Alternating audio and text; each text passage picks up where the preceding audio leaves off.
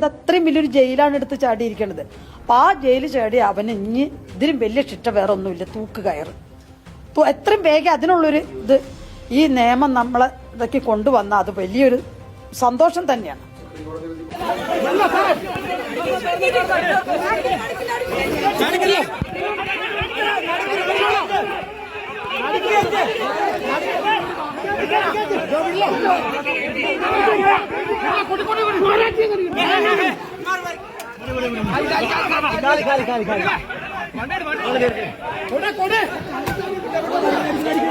ഈ കിണറ്റിൽ നിന്ന് പൊക്കിയെടുക്കുന്നത് വേറെ ആരെയുമല്ല, ഗോവിന്ദച്ചാമിയാണ്. ഗോവിന്ദച്ചാമി.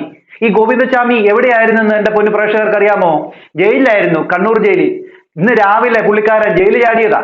എന്നിട്ടാണ് പുള്ളിക്കാരനെ ഇപ്പോൾ കിണറ്റിൽ നിന്നും പൊക്കിയിരിക്കുന്നത്. നിങ്ങൾ ഒരു കാര്യം എന്റെ പൊന്നു പ്രേക്ഷകരെ നിങ്ങൾ വിചാരിച്ചോണം, ഈ പറയുന്ന ഗോവിന്ദച്ചാമി എന്ന് പറയുന്ന വ്യക്തിയെ ചുമ്മാ കൊണ്ടുവന്ന് ജയിലിലിട്ടതല്ല. നിങ്ങൾക്കറിയാമല്ലോ, സൗമ്യ വധക്കേസിന്റെ മുഖ്യപ്രതിയാണ് ഇവൻ. 2011 ഫെബ്രുവരി മാസം 1-ാം തീയതി എറണാകുളത്ത് നിന്ന് ഷൊർണൂറിലേക്ക് പോകുന്ന പാസഞ്ചറിൽ യാത്ര ചെയ്ത ഒരു പെൺകുട്ടിയെ, ഷൊർണൂരിനടുത്തുള്ള മഞ്ഞങ്കാട്ട് സ്വദേശിയായിട്ടുള്ള ഈ സൗമ്യയെ, 23 വയസ്സായിരുന്നു, ഈ പെൺകുട്ടിയെ ബലാത്സംഗം ചെയ്ത് കൊലപ്പെടുത്തിയ ഒരു പരമനാറിയാണ് ഇവൻ. ഇവൻ ജയിലിൽ കിടന്ന് ഇങ്ങനെ സുഖിച്ച് തിന്ന് കൊഴുത്തൊക്കെ നിന്നവനായിരുന്നു. ഇപ്പൊ നൈസായിട്ടൊന്ന് മെലിഞ്ഞിട്ടുണ്ട്. ഈ മെലിയാനുള്ള കാരണം എന്ന് പറഞ്ഞു കഴിഞ്ഞാൽ ഇവൻ ഈ കണ്ണൂരിന്റെ ജയില് ചാടണം, അതിനുവേണ്ടി ഇവൻ മെലിഞ്ഞ് ഇവന്റെ ശരീരമൊക്കെ ഒന്ന് പുഷ്ടിപ്പെടുത്തിയൊക്കെ റെഡിയായാണ് ഇവൻ ചാടിയിരിക്കുന്നത്. നിങ്ങൾ ഒരു കാര്യം ഇതിൽ ശ്രദ്ധിക്കേണ്ടത്, ഈ മതിലെന്ന് പറയുന്നത് 1 അടിയോ 2 അടിയോ അല്ലെങ്കിൽ 10 അടിയോ ഒന്നും അല്ല, 7.5 മീറ്റർ ഹൈറ്റ് ഉണ്ട് ഇതിന്. 7.5 മീറ്റർ എന്ന് പറഞ്ഞു കഴിഞ്ഞാൽ എത്ര അടിയുണ്ടോ നിങ്ങളൊന്ന് കണക്ക് കൂട്ടി നോക്കുക. അത്രയുണ്ട്. അത്ര ഹൈറ്റ് ഉള്ള ഒരു മതില് ഇവൻ എങ്ങനെ ചാടി? കാരണം ഇവൻ ഒറ്റ കയ്യേ ഉള്ളൂ. ഒറ്റ കയ്യും വെച്ചുകൊണ്ട് ഇവൻ എങ്ങനെ ചാടി? അത് മാത്രമല്ല, ഇവൻ കിടന്ന ജയിലിന്റെ കമ്പി ഇവൻ മുറിച്ചിട്ടുണ്ട്. ഇവൻ 2 കമ്പി അവൻ മുറിച്ചിട്ടുമുണ്ട്. എന്നിട്ടാണ് ഈ വേന്ദ്രൻ ജയിൽ ചാടിയിരിക്കുന്നത്. അപ്പൊ നിങ്ങളൊന്ന് ചിന്തിച്ചു നോക്കണം, ഇത് ഈ നൂറ്റാണ്ടിലെ കഥയല്ല, മറ്റേ നൂറ്റാണ്ടിലെ കഥയല്ല, ഇത് ഇനി വരാൻ പോകുന്ന നൂറ്റാണ്ടിലെ കഥയല്ല, ഇന്നത്തെ നൂറ്റാണ്ടിലെ കഥയുമല്ല. ഇത് ഇപ്പോഴത്തെ നമ്മുടെ പോലീസുകാരുടെ ഒരു മേന്മയാണ്. കാരണം ഒരു ജയിൽ പുള്ളി ഒരു സഹായവും ഇല്ലാതെ, ഒരു പോലീസുകാരന്റെ സഹായവും ഇല്ലാതെ ചാടി എന്ന് പറഞ്ഞു കഴിഞ്ഞാൽ വിശ്വസിക്കുന്നത്ര മണ്ടന്മാരാണ് ഈ കേരളത്തിലുള്ള ജനത എന്ന് പറഞ്ഞു കഴിഞ്ഞാൽ എന്താണ് പറയുക, അല്ലേ? നിങ്ങൾ ചിന്തിച്ചു നോക്കൂ, ഒരു കൈയുള്ളവൻ എങ്ങനെ ചാടാൻ പറ്റുവന്? അവൻ പുതപ്പൊക്കെ വെച്ച് കെട്ടി അവൻ ചാടിയത്. ഇവൻ എങ്ങനെ ഇതിന്റെ അകത്തുനിന്ന് രക്ഷപ്പെട്ടു എന്നുള്ളത് അത്ഭുതം തന്നെയല്ലേ? എന്തായാലും ഇവനെ കിണറ്റിൽ നിന്ന് എടുക്കുന്ന ആ ഒരു വീഡിയോ നിങ്ങളൊന്ന് കണ്ടു നോക്കി, അത് കാണണം. അത് മാതൃഭൂമിയുടെ ന്യൂസുകാരാണ് അത് ആദ്യം ചിത്രീകരിക്കുന്നത്. അത് പിന്നെ ഓരോരുത്തർ ഇങ്ങനെ അടുത്തടുത്ത് ചെയ്യുന്നുണ്ടെങ്കിലും മാതൃഭൂമിക്കാർ അത് കൃത്യമായി കാണിക്കുന്നു. കണ്ടു നോക്കി. ഇത് കണ്ടോ, അവൻ വരുന്നുണ്ടോ വെള്ള ഡ്രസ്സും ഇട്ടുകൊണ്ട്? അതിലെ CCTV ദൃശ്യങ്ങൾ കണ്ടോ? അവന്റെ കയ്യില്, അവന്റെ കൈ മറ്റേ മുറിഞ്ഞ കൈയല്ലയോ, അവനിങ്ങനെ പൊക്കി കവർ ചെയ്ത് വെച്ചിട്ടാണ് അവൻ അതിലെ നടന്നു വരുന്നത്. ഇവൻ വിചാരിച്ചില്ല ഇവനെ ഇത്ര നേരത്തെ പൊക്കുമെന്ന്. അതുപോലെ അവനെ പൊക്കി പോലീസ് കിണറ്റിൽ നിന്ന് എടുക്കുന്ന ഒരു ദൃശ്യങ്ങൾ നിങ്ങൾ കണ്ടുപോകും. ഗോവിന്ദച്ചാമിയെ പിടികൂടുന്ന ദൃശ്യങ്ങൾ. മതിൽ ചാടി അപ്പുറത്തെ സൈഡിലാണ് മതിൽ ചാടി. ഇപ്പോ അങ്ങോട്ടേക്ക് ക്യാമറയും മാതൃഭൂമി ന്യൂസിലൂടെ പ്രേക്ഷകർ തത്സമയം കാണൂ. ഗോവിന്ദച്ചാമിയെ പിടികൂടുന്ന ദൃശ്യങ്ങളാണ്. ഈ കെട്ടിടത്തിന് സമീപത്തേക്കാണ്. രാഹുൽ പറഞ്ഞോളൂ. ഇതാ ഗോവിന്ദച്ചാമിയെ പിടികൂടുന്ന ദൃശ്യങ്ങൾ. ഈ ദൃശ്യങ്ങൾ മാതൃഭൂമി ന്യൂസിൽ മാത്രമാണ് പ്രേക്ഷകർ.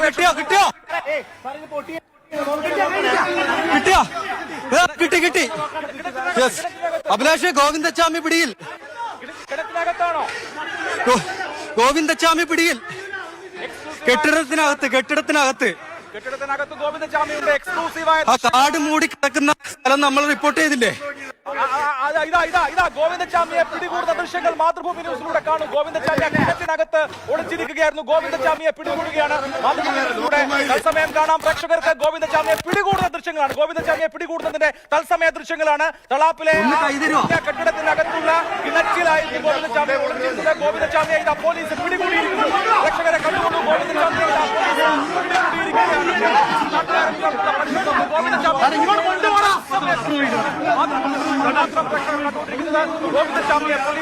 പിടികൂടിയിരിക്കുകയാണ്. ഗോവിന്ദച്ചാമിയെ പോലീസ് പിടികൂടിയിരിക്കുന്നു. രാഹുൽ പറഞ്ഞോളൂ. അഭിലാഷ്, നമ്മൾ ഇവൻ ആ കെട്ടിടത്തിന്റെ അവിടെ ഒളിച്ചിരിക്കുകയായിരുന്നു. ഇവ പോലീസുകാരെ കണ്ടോണ്ടാന്ന് തോന്നുന്നു ഇവൻ ആ പറയുന്ന കിണറ്റിലോട്ട് ഒറ്റ ചാട്ടം ചാടി. ഇവനെ ഒന്നും പറ്റിയിട്ടില്ല കേട്ടോ. വല്ല കല്ലെല്ലാം ഉണ്ടായിരുന്നെങ്കിൽ അങ്ങ് തീർന്നു പോയേനെ എന്നുള്ള ഈ പ്രാർത്ഥനയായിരുന്നു നമുക്കുള്ളത്. പക്ഷെ അതിൻ്റെ അകത്ത് കല്ലില്ലായിരുന്നു, വെള്ളമുള്ളായിരുന്നു. ഇവന് ഒരു കുഴപ്പവും പറ്റിയില്ല. ഇവനെ പോലീസ് പിടിച്ച് പൊക്കുന്നുണ്ട്. അപ്പൊ അവിടെ നിന്ന് ഒരു ചേട്ടൻ ചെവിത്താറിട്ടൊന്നും കൊടുക്കുന്നുണ്ട്. എനിക്ക് അങ്ങ് ഇഷ്ടപ്പെട്ടു പോയി ചേട്ടാ, ഇഷ്ടപ്പെട്ടു പോയി. ഇതൊക്കെ ഓരോ മലയാളികൾ ആഗ്രഹിക്കുന്ന കാര്യമാണ്. 6 കിട്ടി 2 പിടപെടയ്ക്കണമെന്ന്. ഇവനെ പിന്നെയും സൂചിപ്പിച്ച് ഇങ്ങനെ അങ്ങ് ജീവിപ്പിക്കുക. ഇവനെ ഒന്നൊക്കെ തീർത്ത് കളയേണ്ടതിന് ഇവനെ എന്തിനു വെച്ചോണ്ടിരിക്കുക? ആ നാട്ടുകാരുടെ മുമ്പിൽ അങ്ങനെ ഇട്ട് കൊടുത്തായിരുന്നേ എപ്പോഴേ തീർത്ത് കളഞ്ഞേനെ. സത്യം, ഇവനെയൊക്കെ എന്തിനു സംരക്ഷിച്ച് വെക്കുക? ഇവൻ ആരെ തീർക്കാനാണ് ഇവൻ ജയിൽ ചാടിയെന്ന് എനിക്കൊരു സംശയമുണ്ട്. ഇവൻ അഥവാ ജയിൽ ചാടി ഇവിടുന്ന് രക്ഷപ്പെട്ടിരുന്നെങ്കിൽ പല പെൺകുട്ടികളുടെ അവസ്ഥ എന്താകുമായിരുന്നു? ഈ പറയുന്ന സൗമ്യയുടെ അമ്മയൊക്കെയുടെ അവസ്ഥയൊക്കെ എന്തായിരിക്കും? ഇവൻ പലരെയും നോട്ടം വെച്ചിട്ടുണ്ടോ ഇല്ലയോ എന്ന് നമുക്കിങ്ങനെ പറയാൻ പറ്റും? എന്തായാലും ഈ പരമനാറിയെ ജയിൽ ചാടാൻ സഹായിച്ച അവർക്കെതിരെ നടപടി ഉണ്ടാവണം. ഇതെന്ത് വെള്ളരിക്കപ്പെട്ടണോ? ഒരു കൊടും കുറ്റവാളിയായിട്ടുള്ള ഒരു നാറി ജയിലിൽ ചാടിയത് ആരുടെയും ഒരു അനുവാദം ഇല്ലാതെ ഇവൻ ചാടി എന്ന് പറഞ്ഞാൽ ഒട്ടും നമുക്ക് അങ്ങോട്ട് വിശ്വസിക്കാനായിട്ട് പറ്റത്തില്ല. ഇനി ഈ നാറിയെ കണ്ടോ നിങ്ങൾ? അവന്റെ താടിയൊക്കെ വളർത്തിയിരിക്കുന്നത്. ജയിലിലൊക്കെ താടി വളർത്താനൊക്കെ അനുവദിക്കുമോ? ഒരു പിടുത്തവുമില്ല കേട്ടോ. പണ്ട് നമ്മുടെ മറ്റേ മണവാളനെ ഒരു ദിവസം പിടിച്ചപ്പോൾ മണവാളന്റെ മുടി വരെ അന്ന് പോലീസുകാർ അത് പഠിപ്പിച്ചതാ. അപ്പൊ പിന്നെ ഇവനെങ്ങനെ താടിയൊക്കെ വളർത്തി നിൽക്കാൻ പറ്റും അവിടെ? അത് പറ്റുമോ? എനിക്കറിയത്തില്ല എന്റെ പൊന്നു പ്രേക്ഷകരെ, അത് എന്റെ ഒരു ഡൗട്ടാണ് കേട്ടോ. അതിനെന്നെ പൊങ്കാലയിടരുത്. ഈ ഗോവിന്ദചാമി ജയിലിൽ നിന്ന് രക്ഷപ്പെട്ടതിനെ സംബന്ധിച്ച് സൗമ്യയുടെ അമ്മ പറയുന്ന ചില കാര്യങ്ങളുണ്ട്. അതിനകത്ത് ലാസ്റ്റ് പറയുന്ന ഒരു കാര്യമുണ്ട്, അതെനിക്ക് നല്ലപോലെ ഇഷ്ടപ്പെട്ടു. പക്ഷെ എന്താണ്, നമ്മുടെ പോലീസ് അതൊന്നും ചെയ്യത്തില്ല. എന്തായാലും അതും കേട്ടു നോക്കി. മനുഷ്യന് ഒരു ആശ്വാസമുള്ള കാര്യമാണ്. കാരണം ഇവനെ പോലുള്ള ഓരോരുത്തർ ജയിലിൽ ചാടിയെടുത്ത ഒരു അവസ്ഥ എന്താണ്? ഇവനെ ജയിലിൽ ചാടിയിട്ടുണ്ടെങ്കിൽ ഓരോ പെൺകുട്ടികളുടെയും ജീവിതം ഓർത്തിട്ട് ഞാൻ എത്ര നേരം തീ തിന്നാണ്. ഇവൻ ജയിലിൽ ചാടി കഴിഞ്ഞാൽ എത്ര പെൺകുട്ടികളുടെ ജീവിതം നശിക്കും, എത്ര പെൺകുട്ടികൾ എന്ത് ചെയ്യുന്നുള്ളത്. എന്തായാലും ഇവനെ പിടിച്ച ആൾക്കാരോടാണ് ആദ്യം നന്ദി പറയുന്നത്. അതെ, ഇവനെ പഠിച്ച നാട്ടുകാരോട് തന്നെ നന്ദി പറയാനുള്ളത്. ഓരോ പെൺകുട്ടികളുടെയും ജീവിതം ഈ നാറിയൊക്കെ വെളി വന്നായിരുന്നെങ്കിൽ എന്താകുമെന്നുള്ളത് നമ്മൾ ചിന്തിക്കുന്നതിന് അപ്പുറമായിരിക്കും. നമുക്കറിയാമല്ലോ പല സ്ഥലങ്ങളിലും നടക്കുന്നത്. അങ്ങനെയുള്ളിടത്ത് ഈ നാറിയെ അവിടുത്തെ നാട്ടുകാർ പിടിച്ചത് നല്ല കാര്യം തന്നെയാണ്. ഞാൻ തുടക്കം മുതലേ പറഞ്ഞില്ലേ, അവൻ കണ്ണൂര് വിടാനുള്ള സമയമായിട്ടില്ല. കണ്ണൂരുള്ള ജനങ്ങളും വലിയ വലിയ ഉദ്യോഗസ്ഥന്മാരും പോലീസുകാരും ഇറങ്ങിയിട്ടുണ്ട്. പിടിക്കപ്പെടും, അതെന്തായാലും പിടിക്കപ്പെടും. ഇനി ഇവനെ പിടിച്ചു കഴിഞ്ഞിട്ടുണ്ടെങ്കിൽ, ഇവര് സുരക്ഷിത കൊടുത്തിട്ടില്ലെങ്കിൽ ഇതിലപ്പുറം അവൻ ചെയ്ത് കൂട്ടും. അത് പറ്റില്ല. ഇനി ഇവനായിട്ട് ഒരു സുരക്ഷിത വെച്ചേ പറ്റൂ. അത് ഇനി നിർബന്ധമുള്ള കാര്യമാണ്. ഈ ഒറ്റ കൈ കൊണ്ടാണ് ഇവന് ഇത്രയും ചെയ്തത്. പക്ഷെ ജയിലിൽ ചാടാൻ ഇവന് ഈ ഇത്രയും വലിയ മതിൽ കയറാനും ചാടാനും ഒരാളെ സപ്പോർട്ട് ഇല്ല. അതെന്തായാലും അത് നടക്കില്ല, അത് ഉറപ്പാണ്. കാരണം ഇത് ചെറിയ മതിലല്ല, കുഞ്ഞു മതിലല്ല എടുത്ത് ചാടുന്നതല്ല. അത് ഇത്രയും വലിയൊരു മതിലാണ്. ഈ മതിലുകൾ എടുത്ത് ചാടി ഈ കാര്യങ്ങളെല്ലാം ഇവൻ ചെയ്യണമെങ്കിൽ ഇവന് തീർച്ചയായും ഇവന് അവിടുന്ന് ഒരാൾ സപ്പോർട്ടുണ്ട്. അത് എന്ത് പറഞ്ഞാലും അത് നമുക്കത് പറയാതിരിക്കാൻ പറ്റില്ല.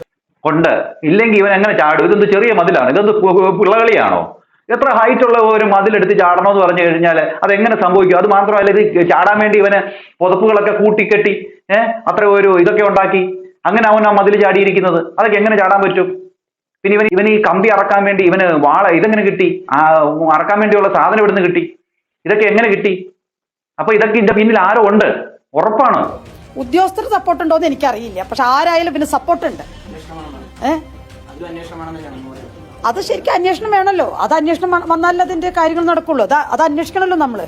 അത് അന്വേഷിക്കാതെ എങ്ങനെയാ ഇവനെങ്ങനെയാ ജയിലിൽ ചാടിയെന്ന് അത് അന്വേഷിക്കണ്ടേ? മണിക്കൂറുകളൊക്കെ പിടിക്കാൻ കഴിഞ്ഞത് എന്താ? ഇവൻ അത്രയും ദൂരം ഇവന് പോവാൻ സമയമില്ല. കാരണം അവൻ അത്രയും പോകരുത്. അത് കാരണം കൊണ്ടാണ്. പിന്നെ ഞാൻ പറയട്ടെ, അവിടെയുള്ള നാട്ടുകാര്, ഞാൻ പറഞ്ഞില്ലേ, ഇന്നും കണ്ണൂരിൽ നിന്ന് എത്ര പേര് എന്നെ വിളിക്കണ്ടെന്നറിയോ? അമ്മ സൗമ്യയുടെ അല്ല, അമ്മയല്ല അമ്മ, സുഖമായിരിക്കുന്ന അമ്മ, എന്താ അമ്മ എന്ന്. ആ ചോദ്യത്തിൽ അവരെന്നോട് പറയണ ഒറ്റ വാക്കുള്ളൂ, എന്തെന്നറിയോ? അമ്മ ഇന്നും അവൻ എൻ്റെ കയ്യിൽ കിട്ടിയിട്ടുണ്ടെങ്കിൽ ഞങ്ങൾ കൊന്നു കളഞ്ഞിരുന്നു എന്നാണ് അവർ പറയണത്. അപ്പൊ അത്രയും അമർഷം ഇന്നും അവരുടെ മനസ്സിലുണ്ട്. അത് ഈ സൗമ്യ എന്ന് പറഞ്ഞ പെൺകുട്ടീനെ മറക്കാത്തോടത്തോളം ഈ കോടാരക്കോടി ജനങ്ങള്, എനിക്ക് അവരോട് വാക്കുകളേ ഇല്ല. എനിക്ക് അവരോട് പറയാൻ ഒന്നും വാക്കുകളില്ല. എനിക്ക് അത്രയേറെ എന്താ പറയേണ്ടതെന്ന് എനിക്ക് അവരുടെ കാര്യത്തിൽ അറിയില്ല. കാരണം എനിക്ക് ഒന്നും അവരോട് പറയാണ്ടായിരുന്നു. അത് കിട്ടിയപ്പോൾ തന്നെ അവരെ കൊല്ലായിരുന്നില്ലേ എന്ന്. എന്തിനാ ഈ പോലീസും നിയമത്തിനെല്ലാം വിട്ടുകൊടുക്കുന്നത്? ഇങ്ങനെയുള്ള ആൾക്കാരൊന്നും പോലീസിനും നിയമത്തിനൊന്നും ആരും വിട്ടുകൊടുക്കരുത്. കാരണം എന്താ വെച്ചിട്ടുണ്ടെങ്കിൽ, അതെ, അവനെ കിട്ടിയ സമയത്ത് തന്നെ അവനെ കൊന്നുകളയരുതാഞ്ഞോ? അവനെ എന്തിനാണ് പോലീസിനും നിയമത്തിനും വരെ വിട്ടുകൊടുക്കുന്നത് എന്നൊരു പറയുന്ന ഒരു അമ്മ, എന്തുകൊണ്ട് ഈ അമ്മ ഇങ്ങനെ പറഞ്ഞു എന്ന് നിങ്ങൾക്കറിയാമോ? ആ അമ്മയുടെ മകളെയാണ് ഈ പരനാറി ഇങ്ങനെ ചെയ്ത് കൊലപ്പെടുത്തിയത്. നിങ്ങളൊന്ന് മനസ്സിലാക്കണം. എന്നിട്ടാണ് ഇവനെ ഫുഡും കൊടുത്ത് ഇവനെ ഇങ്ങനെ അങ്ങ് പുഷ്ടിപ്പിച്ചുകൊണ്ടിരിക്കുകയാണ്. ഇവന് സംരക്ഷണം കൊടുക്കണമെന്ന് പറഞ്ഞ ഒരു സുപ്രീം കോടതി വിധി ഉണ്ടായിരുന്നു. ഇവൻ ഒരിക്കലും ജയിലിൽ നിന്ന് മോചിതരാകാൻ പാടില്ല, ഇവനെ അവിടെ തന്നെ ഇങ്ങനെ സംരക്ഷിക്കണമെന്ന് പറഞ്ഞ ആ കോടതിയെ വരെ വെല്ലുവിളിച്ചുകൊണ്ടാണ് ഇവൻ എടുത്ത് വെളിയിൽ ചാടിയത്. ഇങ്ങനെയുള്ളവൻ ഇനി എത്ര വട്ടം ഇനി ചാടുമെന്നുള്ളത് നമുക്കറിയില്ല. ഇനിയുള്ള പെൺകുട്ടികളുടെ അവസ്ഥകൾ എന്തായിരിക്കും? ഇവനെ പോലെയുള്ള മൃഗങ്ങളെ പെട്ടെന്ന് തന്നെ തീർത്തു കളയണം. അതാണ് വേണ്ടത്. ഇവനെയൊക്കെ വെച്ചിട്ട് എന്ത് നേടാനാണ്? ഈ സമൂഹത്തിൽ എന്താണ് നമുക്ക് ഇവനെ കൊണ്ടുള്ള ഒരു പ്രയോജനം? നിങ്ങൾ തന്നെ പറ. ഇവൻ പണ്ട് ഇങ്ങനെ ആയിരുന്നു, ഇപ്പൊ കണ്ടോ ഇവന് ഇങ്ങനെയായത്. ഇവൻ പല വളർച്ചയുണ്ടായി. ഇവന് ജയിലിൽ കിടന്ന് തിന്ന് കൊടുത്ത് ഇവൻ ഒരു ലെവലായവനാ. ഇപ്പൊ പിന്നെ ഈ ജയിലിൽ ചാടാൻ വേണ്ടിയാണ് ഇവൻ ഈ ഒരു രൂപത്തിലേക്ക് മാറിയത്. എന്റെ പൊന്നു പ്രേക്ഷകരെ, ഇവിടുത്തെ പെൺകുട്ടികൾക്ക് എന്ത് സുരക്ഷയാണുള്ളത്? ഈ പരനാറിയെ ഇവിടുന്ന് പിടിച്ചില്ലായിരുന്നുവെങ്കിൽ, നാട്ടുകാരിറങ്ങി പിടിച്ചില്ലായിരുന്നുവെങ്കിൽ ഇവൻ ഇനി വേറെ എത്ര പേരെ തീർത്തിരുന്നേനെ? നിങ്ങളൊന്ന് ചിന്തിച്ചു നോക്കിയേ. ഇവന്റെ ഉദ്ദേശം എന്തായിരുന്നു ഇവൻ ചാടാൻ വേണ്ടി? അതൊക്കെ ചിന്തിക്കേണ്ടതായിട്ടുണ്ട്. എന്തായാലും ഈ ജയിലിൽ നിന്ന് വളരെ നിസ്സാരമായി ഇവൻ ജയിൽ ചാടിയല്ലോ. അത് നമ്മുടെ ഈ കേരള പോലീസിന്റെയും നമ്മുടെ ആ ജയിലിന്റെയും ഒക്കെ ഒരു മഹത്വമായിട്ട് നമ്മുടെ ഭരണാധികാരികളൊക്കെ കാണണം. അതാണ് കാണേണ്ടത്. എന്താണ് പ്രേക്ഷകരെ നിങ്ങൾക്ക് തോന്നുന്നത്? നിങ്ങളുടെ അഭിപ്രായ നിർദ്ദേശങ്ങളും മസ്റ്റ് കമന്റ് ചെയ്യുക. അടുത്ത വീഡിയോ കാണുന്നതായിരിക്കും. എല്ലാവർക്കും ബൈ.